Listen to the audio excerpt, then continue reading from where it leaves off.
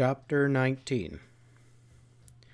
Stewart took Nels, Monty, Nick Steele aside out of earshot, and they evidently entered into an earnest conversation. Presently the other cowboys were called. They all talked more or less, but the deep voice of Stewart predominated over the others. And then the constellation broke up, and the cowboys scattered. "Get going, boys," ordered Stewart. The ensuing scene of action was not reassuring to Madeline and her friends. They were quiet, awaiting someone to tell them what to do. At the offset, the cowboys appeared to have forgotten Madeline. Some of them ran off into the woods, others into the open grassy places where they rounded up the horses and donkeys. Several cowboys spread tarps upon the ground and began to select and roll small packs, evidently for hurried travel. Nels mounted his horse to ride down the trail. Monty and Nick Steele went off into the grove, leading their horses. Stewart climbed up a steep jumble of stone between two sections of low, cracked cliff back of the camp. Castleton offered to help the packers and was curtly told he'd be in the way. Madeline's friends were all importuned to her. Was there a real danger? Were the guerrillas coming, and would a start be made at once for the ranch? Why had the cowboys suddenly become so different?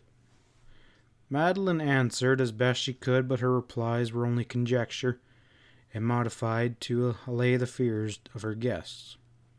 Helen was in a white glow of excitement. Soon cowboys appeared riding bareback horses, driving in others in the donkeys. Some of these horses were taken away and evidently hidden in deep recesses between the crags. The string of burros were packed and sent down the trail in charge of a cowboy. Nick Steele and Monty returned. Then Stewart appeared, clambering down the break between the cliffs. His next move was to order all the baggage belonging to Madeline and her guests taken up the cliff. This was a strenuous toll, requiring the need of lassos to haul up the effects. "Get ready to climb," said Stewart, turning to Madeline's party. "Where?" asked Helen. He waved his hand at the ascent to be made. Exclamations of dismay followed his gesture. "Mr. Stewart, is there danger?" asked Madeline, and her voice trembled. This was the question Madeline had upon her lips to ask Stewart, but she could not speak it. "No, there is no danger," replied Stewart, "but we're taking precautions that we all agree on is best." Dorothy whispered that she believed Stewart lied. Castleton asked another question, then Harvey followed suit. Miss Beck made a timid query. "It'd be best if you kept quiet and do as you're told," said Stewart bluntly. At this juncture, when the last of the baggage was being hauled up the cliff, Monty approached Madeline and removed his sombrero. His black face seemed the same, yet this was a vastly changed Monty. "Miss Hammond, I'm giving notice I resign my job," he said. "Monty, what do you mean? What does Nels mean now, when danger threatens?" "We all just quit, that's all," replied Monty tersely. He was stern and somber. He did not stand still, as his eyes were roving everywhere. Castleton jumped up from the log he'd been sitting, and his face was very red. "Mr. Price, does all this bloomin' fuss mean we're going to be robbed or attacked or abducted by a lot of rough regalian guerrillas?" "You've called the bet." Dorothy turned a pale face towards Monty. "Mr. Price, you wouldn't desert us now? You and Mr. Nels?" "Desert you?" asked Monty blankly. "Yes, desert us. Leave us when we need you so much, with something dreadful coming."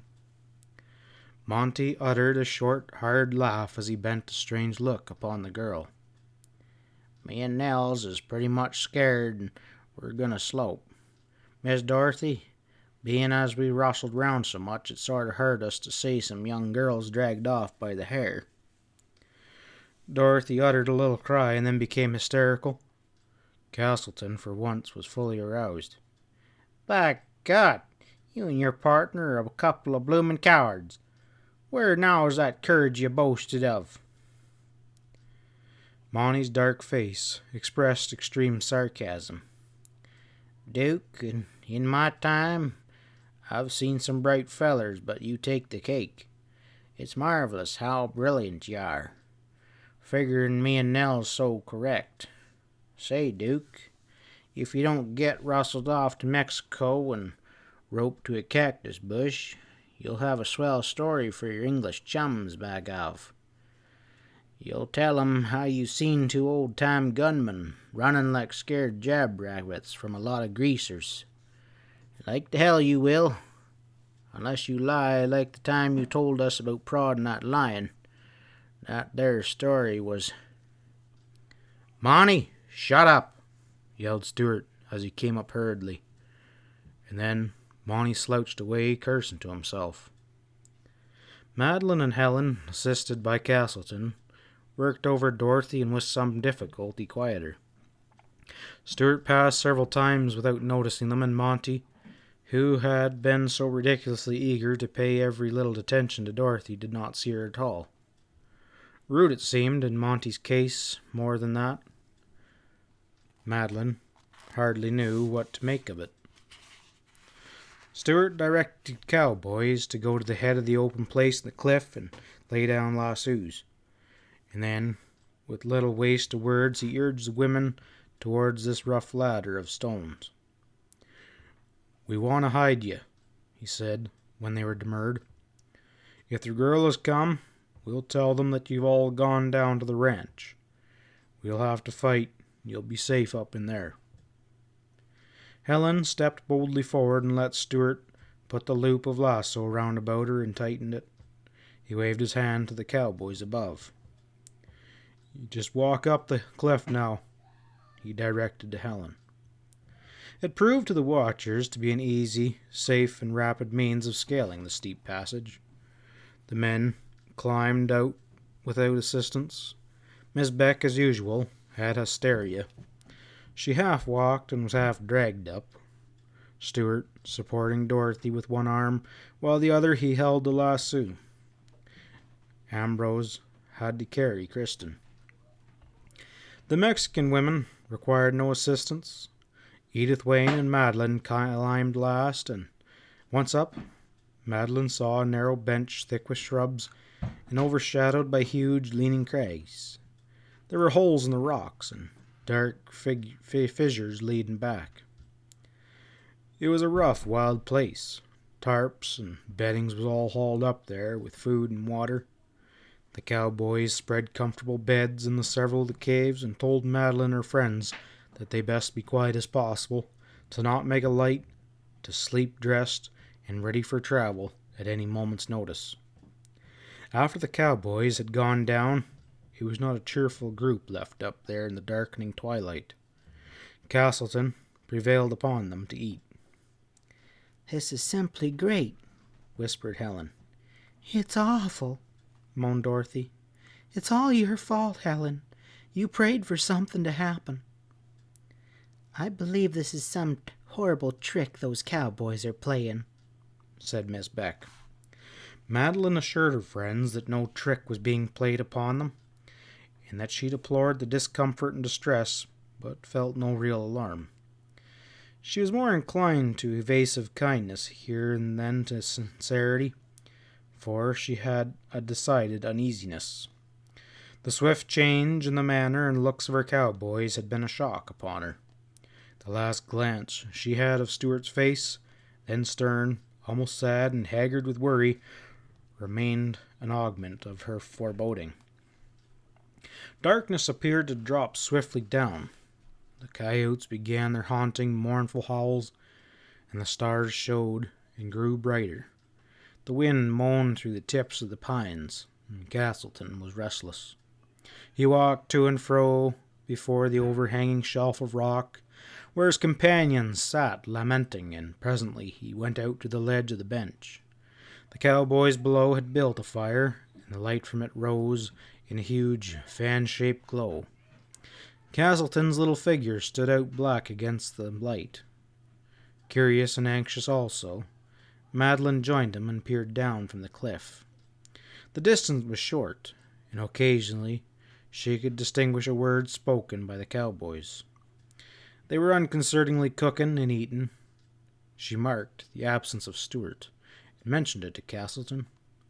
Silently, Castleton pointed almost straight down, and there, in the gloom, stood Stuart with the 2 staghounds at his feet. Presently, Nick Steele silenced the campfire circle by raising a warning hand. The cowboys bent their heads, listening. Madeline listened with all her might. She heard one of the hounds whine, and then the faint beat of a horse's hoof. Nick spoke again, and then turned to his supper, and the other men seemed to slacken in attention. The beat of hoofs grew louder, entered the grove, and then the circle of light. The rider was Nels. He dismounted, and the sound of his low voice just reached Madeline. "Jean, it's Nels. Something's happening." Madeline heard one of the cowboys call softly. "Send him over," replied Stuart. Nels stalked away from the fire. "See here, Nels. The boys are all right, but I don't want them to know everything about this mix-up," said Stuart, as Nels came up. "Did you find the girl?" Madeline guessed that Stuart referred to the Mexican girl Benita. "No, but I met..." Madeline did not catch the name. "And he was wild. He was with a forest ranger, and they said Pat Haw had been trailing her and had taken her down under arrest." Stuart muttered deep and under his breath, evidently cursing. "Wonder why he didn't come on up here. He could see the trail."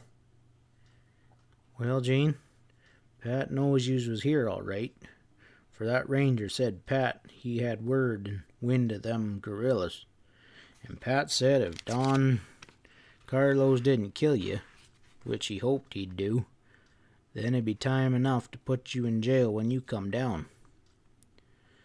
"He's sure dead set on arresting me, isn't he, Nels?" "Well, he'll do it, like the old lady who keeps tavern out there west, Jean. The reason that red-faced coyote didn't trail you up here is 'cause he's scared.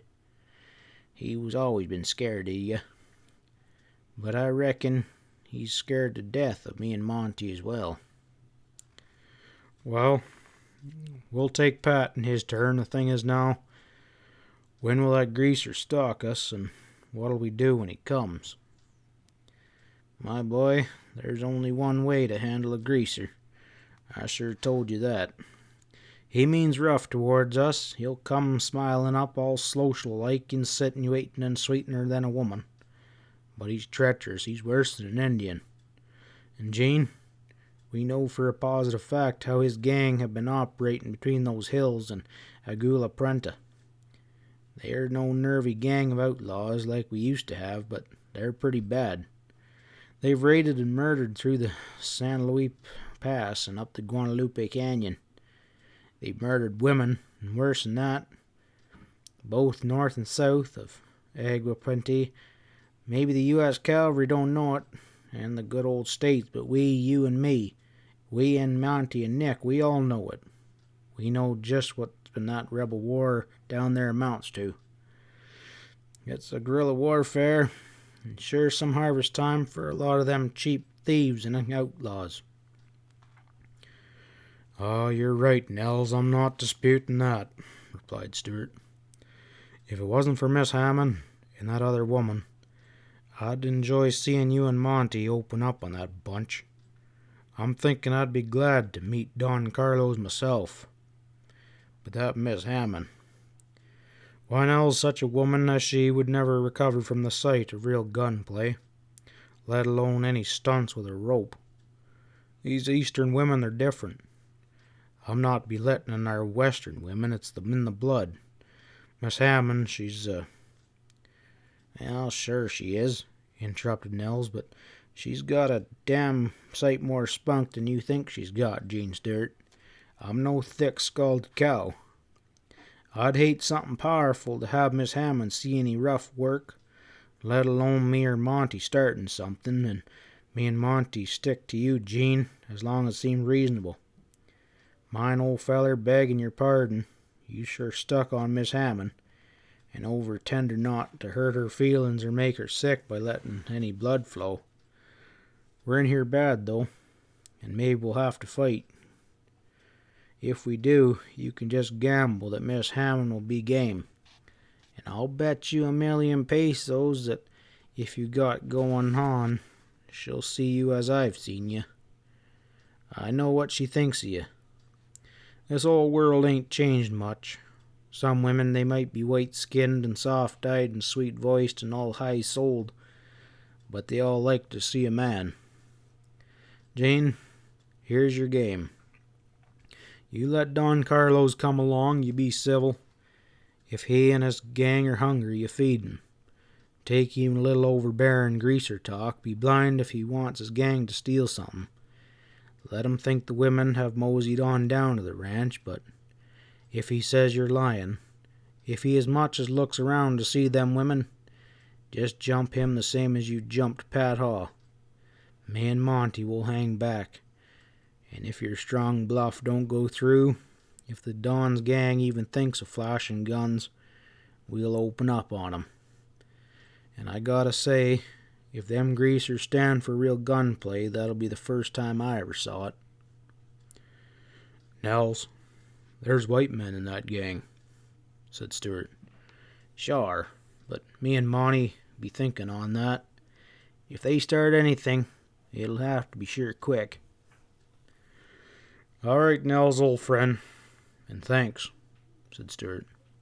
Sure, but me and Monty, you be thinking of that. If they start anything, it'll have to be quick. All right. Thanks, Nels, replied Stewart. Nels returned to the campfire. Stewart resumed his silent guard. Madeline led Castleton away from the brick of the wall. By Jove, cowboys are bloomin' strange folks, he exclaimed. They're not what they was pretending to be. Indeed, you're right, replied Madeline. I cannot understand them. Come, let us tell the others that Nels and Monty were only talking and that they didn't intend to leave us. Dorothy, at least, will be least frightened if she knows. Dorothy was at least somewhat comforted. The others, however, complained of the cowboys' singular behavior. More than once the idea was advanced that an elaborate trick had been cohorted. Upon the general idea, this idea gained ground. Madeline did not combat it, because she saw it tended to a less disturbing mind upon her guests. Castleton for once proved that he was not absolutely obtuse, and helped along with the idea. They sat talking in low voices until a late hour. The indentation now began to take on the nature of Helen's long-yarned adventure. Some of the party even grew merry in a subdued way. Then, gradually, one by one, they tired and went to bed. Helen vowed she could not sleep in a place where there had been bats and crawling things. Madeline fancied, however, that they all went to sleep while there she lay, wide-eyed, staring up at the black bulge of overhanging rock and behind the starry sky. To keep her from thinking of Stewart and the burning anger he had caused her to feel for herself, Madeline tried to keep her mind on other things. But thought of him reoccurred, and each time there was a hot commotion in her breast hard to stifle. Intelligent reasoning seemed out of her power. In the daylight, it had been possible for her to be oblivious to Stewart's deceit upon the moment of its realization. At night, however, in the strange silence, hovering clouds of her gloom, with the speaking stars seeming to call to her with the moan of the winds in the pines and the melancholy moan of the coyotes in the distance, she was not able to govern her thought and emotion. The day it was practical and cold. The night was strange and tense. In the darkness, she had fancies wholesome unknown to her in the bright light of the sun. She battled with a haunting thought. She had inadvertently heard Nell's conversation with Stuart. She had listened, hoping to hear some good news or to hear the worst. She had learned both, and moreover, enlightened on one point of Stuart's complex motives. He wished to spare her any sight that might offend her, frighten, or disgust her. Yet this Stuart, who shone a fineness of feeling that might have been wanting even in Boyd Harvey, maintained a secret rendezvous with that pretty abandoned Bonita. Here always the hot shame, like a live, stinging, eternal fire, abruptly ended Madeline's thought. It was intolerable, and it was the more so because she could neither control nor understand it. The hours wore on, and at length, as the stars began to pale, and there was no sound whatsoever, she fell asleep. She was called out of her slumber. Day was broken bright and cool. The sun was still below the eastern crags. Ambrose, with several other cowboys, had brought up blankets and buckets of spring water, hot coffee and cakes. Madeline's party appeared to be none the worse for the night's experience. Indeed, the meagre breakfast might have been as merrily partaken of as it was hungrily had not been Ambrose impeding the silence. "They're expecting company down there," he said. This information, and the summary manner in which the cowboys soon led the party higher up among the ruined shelves of rocks, caused a reoccurrence of anxiety. Madeline insisted on not going beyond a projection of cliff from which she could see directly down into the camp. As the vantage point was one that afforded concealment, Ambrose consented, but he placed the frightened Kristen near Madeline and remained there himself. "Ambrose, do you really think the guerrillas will come?" asked Madeline. "Sure. We know. Nels just rode in and said they were on their way up. Miss Hammond, can I trust you? You won't let out a squeal if there's a fight down there? Stuart told me to hide you out of sight and keep you from looking." "I promise not to make a single noise," replied Madeline. Madeline arranged her coat so that she could lie upon it and settled down to await the developments. There came a slight rattling of stones in the rear, and she turned to see Helen sliding down a bank with a perplexed and troubled cowboy. Helen came stooping low to where Madeline lay and said, "I'm going to go see what happens. If I die in the attempt, I can stand it if you can." She was pale and big-eyed. Ambrose promptly swore at the cowboy who let her get away from him. "Take a half-hitch on her yourself and see what you end up with," replied the cowboy, and disappeared in the jumble of rocks. Ambrose, finding words useless and sternly and heretically, prepared to carry Helen back up to the others. He laid hold upon her. In a fury, with eyes blazing, Helen whispered, "Let go of me! Majesty, what does this fool mean?" Madeline laughed. She knew Helen, and had marked the whisper which ordinarily Helen would have spoken out loud. Madeline explained to her the seriousness of the situation. "I might run, but I'd never scream," said Helen. With that, Ambrose had to be content to let her stay. However, he found her a place somewhat further back from Madeline's position, where he said there'd be less danger of her being seen. Then he sternly bound her to silence, tarried a moment to comfort Kristen, and returned to where Madeline lay concealed. He had been there scarcely a moment when he whispered, "I hear horses. The guerrillas are coming." Madeline's hiding place had been well protected from possible discovery from below. She could peep over kind of a parapet, through an opening in the tips of the pines that reached down to the cliff, and obtained a commanding view of the camp circle and its immediate surroundings. She could not, however, see farther right or left of the camp, owing to the obstruction foliage. Presently, the sound of the horse's hooves quickened, and the beat of her pulse quickened as well, and caused her to keep a keener gaze upon the cowboys below. Although she had some inkling of the course Stuart and her men were to pursue, she was not by any means prepared for the indifference she saw. Frank was asleep, or pretended to be. 3 cowboys were lazily unconcerned, attending to the campfire duties such as baking biscuits, watching the ovens, and washing tins and pots. The elaborate set of aluminum plates, cups, etc., together with the other camp fixtures, had done service for Madeline's party. They had disappeared. Nixdale sat with his back to a log, smoking his pipe. Another cowboy had just brought the horses closer into camp, where they stood waiting to be saddled. Nels appeared to be fussing over a pack. Stuart was rolling a cigarette. Monty was apparently doing nothing to do for the present except whistle, which he was doing much more loudly than needed. The whole ensemble gave an impression of careless indifference. The sound of the horse's hooves grew louder, and then slowed its beat. One of the cowboys pointed down the trail towards several of his comrades that turned their heads for a moment, and then went about on their occupations. Presently, a scraggy, dusty horse, bearing a lean, ragged, dark rider, rode into camp and halted. Another followed, and another. Horses with Mexican riders came in single file and stopped behind the leader. The cowboys looked up, and the guerrillas looked down. "Buenos dias, senor," ceremoniously said the foremost guerrilla.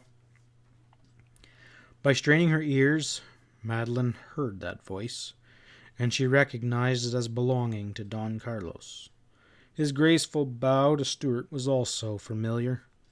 Otherwise, she would have not recognized the former elegant vaquero in this uncouth, roughly dressed Mexican. Stuart answered the greeting in Spanish, waved his hand towards the campfire, and then added in English, "Get down and have something to eat." The guerrillas were anything but slow in complying. They crowded the fire, and then spread in a slow little circle, squatting upon the ground, laying their weapons beside them. In appearance they tallied with the band of guerrillas that had carried Madeline up into the foothills, only this guerrilla was larger and better armed. The men, however, were just as hungry and as wild and beggarly. The cowboys were not cordial in the reception of this visit, but they were hospitable. The law of the desert had always been to give food and drink to wayfaring men, whether lost or hunted or hunting. "There's 23 in this outfit," whispered Ambrose. "That's including 4 white men. A pretty rummy outfit." "They appear to be friendly enough," whispered Madeline. "Things down there aren't what they seem," replied Ambrose. "Ambrose, tell me. Explain to me. This is my opportunity. As long as you'll let me watch them, please let me know the real thing." "Sure, but recollect, Miss Hammond, that Gene'll give it to me good if he knows I let you look and told you what's what. Well, decent like Gene is, seeing them poor devils get a fair meal. There's more'n a lot of calf stealers in this country. Across the border they're bandits, and some of them, others just riff-raff outlaws. That rebel bluff doesn't go down with us. I'll have to see first before I believe them greasers would fight. There's a lot of hired riding thieves, and they'd steal a feller's blanket or tobacco. Gene thinks they're after you ladies to carry you off. But Gene's some high flaunting in his ideas lately. Most of us boys think the guerrillas are out robbing, and that's all." Whatever might have been the secret motive of Don Carlos and his men, they did not allow it to interfere with their healthy appreciation of a generous amount of food. Plainly, each individual ate all he was able to eat at the time. They jabbered away like a flock of parrots, and some of them were even merry in kind of a wild way. But then, as each and every one began to roll and smoke the inevitable cigarette of the Mexicans, there was a subtle change in manner. They smoked and looked around the camp, off into the woods, up into the crags, and back at the leisurely cowboys. They had the air of men that were waiting for something. "Senor," began Don Carlos, addressing Stuart. As he spoke, he swept his sombrero to indicate the camp circle. Madeline could not distinguish his words, but his gesture plainly indicated a question in regards to the rest of the camping party. Stuart's reply and the wave of his hand down the trail meant that his party had gone home. Stuart turned to some task, and the guerrilla leader quietly smoked. He looked cunning and thoughtful. His men gradually began to manifest a restlessness, noticeable in the absence of a former lager and a small puff of a cigarette smoke. Presently, a big-boned man with a bullet head and a blistered red face of evil coarseness got up and threw away his cigarette. He was an American. "Hey, Call," he said in a loud voice. "Aren't you going to cough up a drink?" "My boys don't carry liquor on the trail," replied Stuart. He turned now to face the guerrillas. "Ha ha! I heard over in Rodeo that you was getting to be quite the shore for the temperance. I hate to drink water, but I guess I gotta do her." He went to the spring, sprawled out to drink. All of a sudden he thrust his arm down into the water to bring forth a basket. The cowboys, in the hurry of packing, had neglected to remove this basket, and it contained bottles of wine and liquor for Madeline's guests. They had been submerged in the spring to keep them cold. The bandit fumbled with the lid, opened it, and then got up and uttered a loud roar of delight. Stuart made an almost imperceivable motion as if to leap forward, but he checked the impulse, and after a quick glance at Nels, he said to the guerrillas, "Guess my party forgot that. Welcome to it." Like bees, the bandits formed around the lucky finder of the bottles. There was a babel of voices. The drinker did not last long. It served only to liberate the spirit of the restless. The several white outlaws began to prowl around the camp. Some of the Mexicans did likewise, and others waited, showing by their ill conceit expectancy of the nature of their thoughts. It was the demeanor of Stuart and his comrades that puzzled Madeline. Apparently, they felt no anxiety or even particular interest. Don Carlos, who had been covertly watching now made his scrutiny open, even aggressive. He looked from Nels to Stuart, Monty, and then to the other cowboys. While some of his men prowled around, the others watched him, and the waiting attitude had taken on something sinister. The guerrilla leader seemed undecided, but not in any sense puzzled. When he turned his cunning face upon Nels and Monty, he had the manner of a man in whom decision was lacking. In her growing excitement, Madeline had not clearly heard Ambrose's low whispers, and she made an effort to distract some of her attention from those below to the cowboy crouching beside her. The quality, the note of Ambrose's whisper had changed. It had a slight, sibilant sound. "Don't be mad if I suddenly clap my hands over your eyes, Miss Hammond," he was saying. "Something's brewing now. I never seen Gene that cool. That's a dangerous sign in him. And look, see how the boys are working together? It's a slow and kind of accident-like, but I know for sure it's not accident. That foxy greaser knows too, but maybe his men don't. If they're wise, they haven't sense enough to care. The Don, though, he's worried. He's not paying much attention to Gene either. It's Nels and Monty he's watching. And, well, he needs to do it. There, Nick and Frank have settled down on that log with Booley. They don't seem to be packing guns, but look how heavy their vests are hanging. There's a gun in each side. Those boys can pull a gun and flop over that log quicker than you think. Do you notice how Nels and Monty and Jean are squared up between them gorillas in the trail there? It don't seem on purpose, but it is. Look at Nels and Monty. How quiet they're confabbing together, paying no attention to the gorillas. I see Monty look at Jean, and then I see Nels look at Jean. Well, it's up to Jean, and they're going to be backing them. Miss Hammond, there'll be dead greasers round that camp long ago if Nels and Monty had free rein. They're beholden to Jean, that's plain, and Lord, how it tickles me to watch them, both packing 245s, the butts swinging clear. There's 24 shots in them 4 guns, and there's 23 gorillas.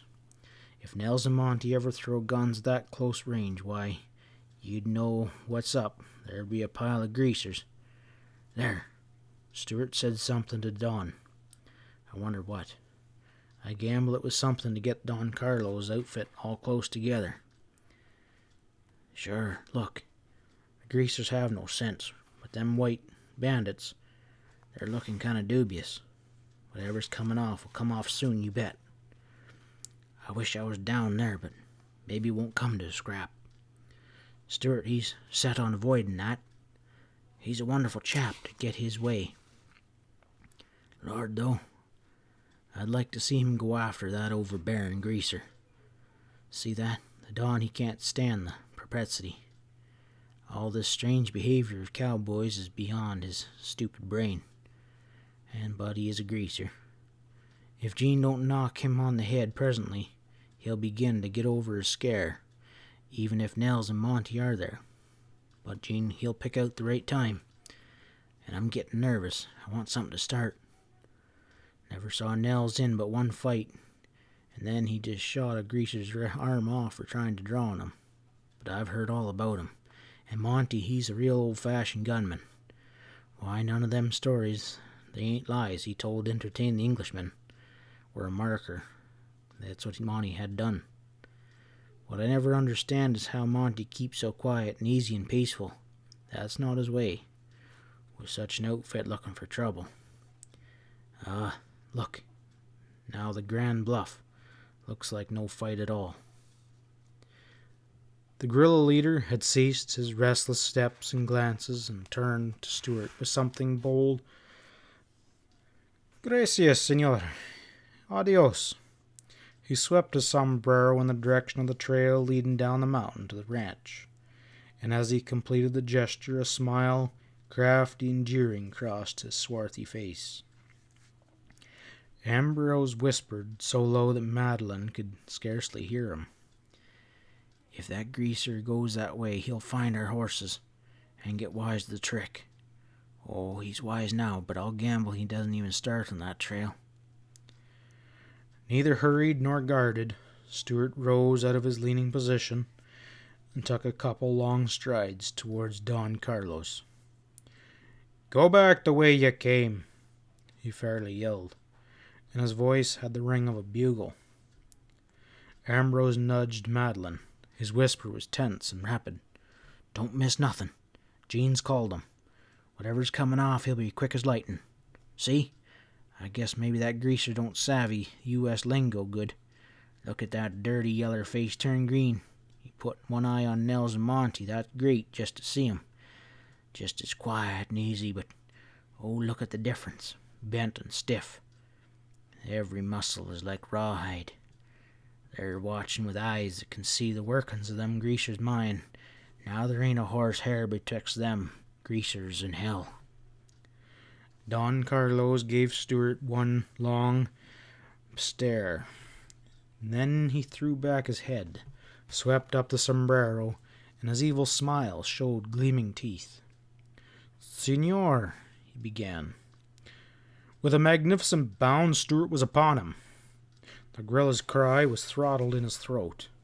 A fierce wrestling ensued, too swift to see clearly, and then heavy sodden blows, and Don Carlos was beaten to the ground.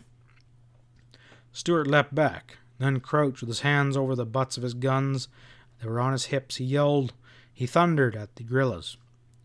He had been quicker than a panther, and now his voice was so terrible that it curdled Madeline's blood, and the menace of deadly violence in his crouched position made her shut her eyes.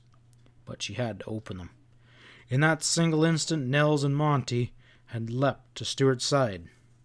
Both were bent down with hands on the butts of their guns on their hips. Nels' piercing yells seemed to divide Monty's roar of rage, and then they ceased. Echoes clapped from the crags. The silence of these three men, crouching like tigers, about to leap, was more menacing than nerve-wracking yells. Then the guerrillas wavered, and broke and ran for their horses.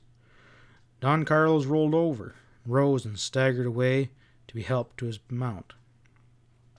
He looked back, his pale and bloody face that of a thwarted demon. The whole band, got into action, was gone in a moment.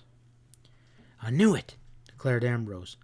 "Never seen a greaser who could face gunplay. That was some warm, and Monty Price never flashed a gun. Oh, he'll never get over that. I reckon, Miss Hammond, we're some lucky to avoid trouble. Gene has his way, as you've seen. We'll be making tracks for the ranch in about 2 shakes." "Why?" whispered Madeline breathlessly. She'd been conscious that she was weak and shaken. "Because the guerrillas sure will get their nerve back and come sneaking on our trail, or try to head us off by ambushing. That's their way. However, 3 cowboys can't bluff a whole gang like that. Gene knows the nature of greasers. They're white-livered, but I reckon we're in more danger now than before, unless we get a good start down that mountain. There, Gene's calling. Come on, hurry." Madeline had slipped down from her vantage point and therefore had not seen the last act in the campfire drama. It seemed, however, that in her desire for excitement that was satisfied, for her face was pale, and she trembled when she asked if the guerrillas were gone. "I didn't see the finish, but those horrible yells were enough for me." Ambrose hurried the 3 women over the rough rocks down the cliff. The cowboys below were saddling horses in haste. Evidently, all the cowboys had brought the horses out that were in hiding. Swiftly, with the regard only for life and limb, Madeline and Helen and Kristen were lowered by lassos and half carried down to the level. By the time they were safely down, the other members of the party appeared on the cliff above. They were in excellent spirits, appeared to treat the matter as a huge joke. Ambrose put Kristen on a horse and rode away throughout the pines. Frankie Slade did likewise with Helen. Stuart led Madeline's horse up to her and helped her to mount, and spoke one stern word: "Wait." Then, as fast as one of the women reached the level, she was put upon a horse and taken away by a cowboy escort. Few words were spoken. Haste seemed to be the greatest of essential. The horses were urged, and up on the trail spurred and led into a swift trot. One cowboy drove up with 4 pack horses, and these were hurriedly loaded with the party's baggage. Castleton and his companions mounted and galloped off to catch the others in the lead. This left Madeline behind with Stuart, Nels, and Monty. "They're going to be switching off at the holler that heads near the trail a few miles down," Nels was saying as he tightened his saddle girth. "That holler, it heads down into a big canyon. Once in there, it's every man for himself. I reckon there won't be anything worse than a rough ride." Nels smiled reassuringly at Madeline, but he did not speak to her. Madeline took her canteen and filled it at the spring and hung it over the pommel of her saddle. He took a couple biscuits and put them in the saddlebag. "Don't forget to take a drink and a bite as you're riding along," he said. "And don't worry, Miss Majesty. Stuart will be with you, and me and Nels will be hanging along on the back trail." His somber, sullen face did not change in its strange intensity, but the look in his eyes Madeline felt she never would forget. Left alone with these 3 men, now stripped of all pretense, she realized how fortunate had favored her and what peril still hung in the balance. Stuart, strung astride his big black and spurred him, whistled. At the whistle, Majesty jumped and with a swift canter followed Stuart. Madeline looked back to see Nels already up and Monty handing him a rifle, and then the pines hid her view. Once on the trail, Stuart's horse broke into a gallop. Majesty changed his gait and kept at the black's heels. Stuart called back a warning. The low, wide-spreading branches of the trees might brush Madeline out of the saddle. fast riding through the forest along a crooked, obstructed trail called for all of her alertness. Likewise the stirring of her blood, always susceptible to the spirit and motion of the ride, let alone one of peril, now began to throb and burn away the worry, the dread, the coldness that had weighed her down. Before long, Stuart wheeled at right angles off the trail and entered a hollow below two low bluffs. Madeline saw tracks in the open patches of ground. Here, Stuart's horse took to a brisk walk. The hollow deepened, narrowed, and became rocky, full of logs and brush. Madeline exerted all of her keenness, and it was needed, to keep close to Stuart. She did not think of him, nor of her own safety, but of keeping Majesty close in the tracks of the black, avoiding sharp spikes in the dead brush, and avoiding the treacherous loose stones. At last, Madeline was brought to a dead halt by Stuart, and his horse blocked the trail. Looking up, she saw they were at the head of a canyon that yawned below and widened its gray-walled, green-patched slopes down to a black forest of fir. The drab monotony of the foothills made contrast below the forest, and away in the distance, rosy and smoky, lay the desert. Retracting her gaze, Madeline saw pack horses cross an open space a mile below, and she thought she saw the staghounds. Stuart's dark eyes searched the slopes high along the craggy escarpments, and then he put the black to the descent. If there had been a trail by the leading cowboys, Stuart did not follow it. He led off to the right, zigzagging a course throughout the roughest ground Madeline had ever ridden over. He crashed through cedars and threaded a torrent way among the boulders, making his horse slide down slanted banks of soft earth, picking a slow and cautious progress across weathered slopes of loose rock. Madeline followed, finding in this ride a tax on strength and judgment. On an ordinary horse, she would never have kept in Stuart's trail. It was dusty and hot, a parched throat that caused Madeline to think of time. She was amazed to see the sun slope into the west.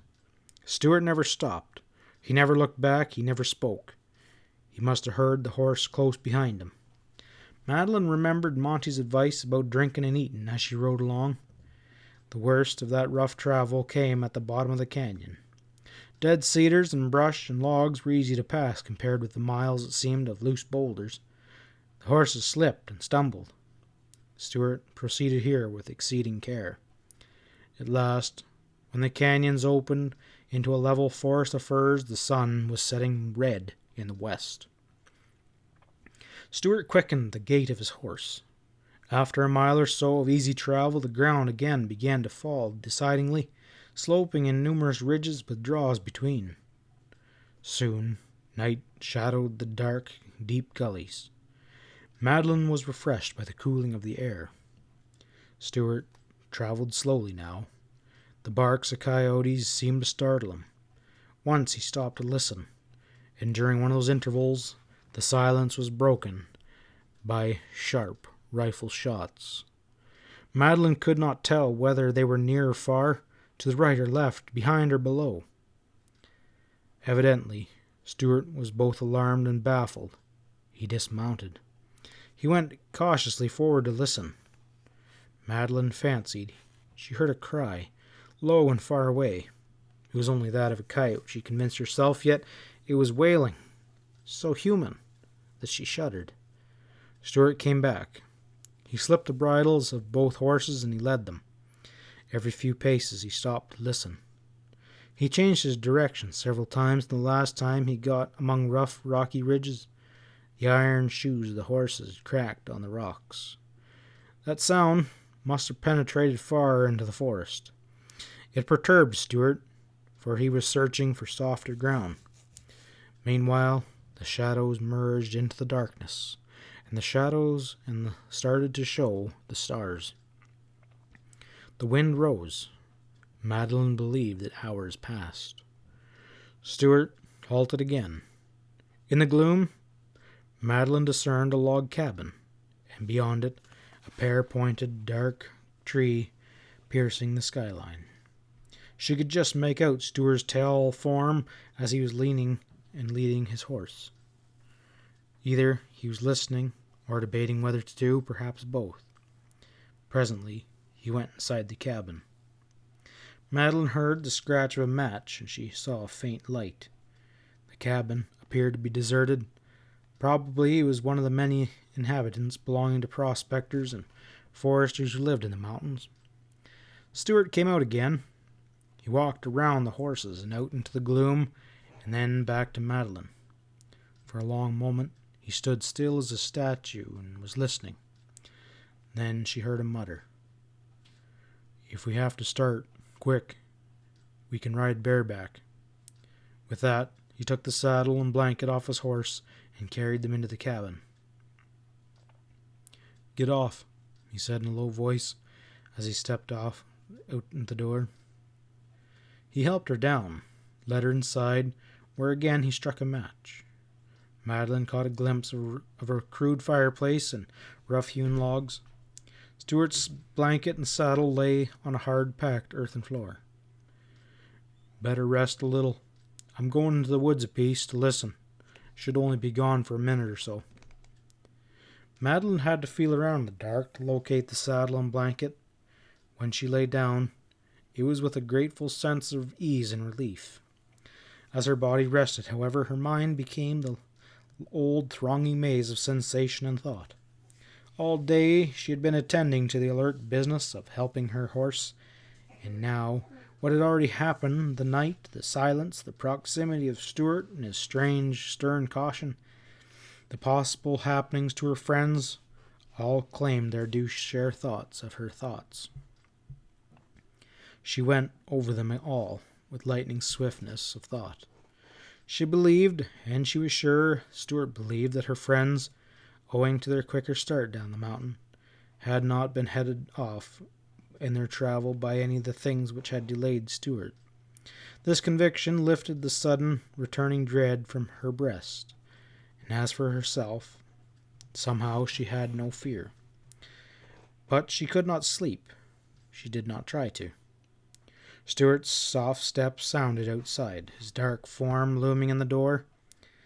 As he sat down, Madeline heard the thump of a gun that he laid beside him upon the sill, and then the thump of another as he put that down too. The sounds, they thrilled her. Stewart's wide shoulders filled the door, his finely shaped head and strong, stern profile showed clearly in outline against the sky. The wind waved his hair. He turned his ear to that wind and listened. Motionless he sat for what to her seemed like hours. Then the stirring memory of the day's adventure, the feeling of the beauty of the night, and a strange, deep-seated, sweetly vague conscience of happiness preponderance were all burned out in hot, pressing pain at the remembrance of Stewart's disgrace in her eyes. Something had changed within her, so that what had been anger at herself was sorrow for him. He was such a splendid man. She could not feel the same. She knew her debt to him, yet she could not thank him. She could not speak to him. She fought an unintelligible bitterness. Then she rested with closed eyes, and time seemed neither short nor long. When Stewart called her, she opened her eyes to see the gray of dawn. She rose and stepped outside. The horses whinnied, and in a moment she was in saddle, aware of cramping muscles and weariness of limbs. Stewart led off at a sharp trot into the fir forest. They came to a trail into which he turned. The horses traveled steadily. The descent began to grow less steep. In the firs they thinned out, and the gray gloom brightened. When Madeline rode out of the firs, the sun had risen, and the foothills they rolled beneath her, and at their edge, where the gray of the valley began, she saw a dark patch that she knew was the ranch house. End of chapter 19.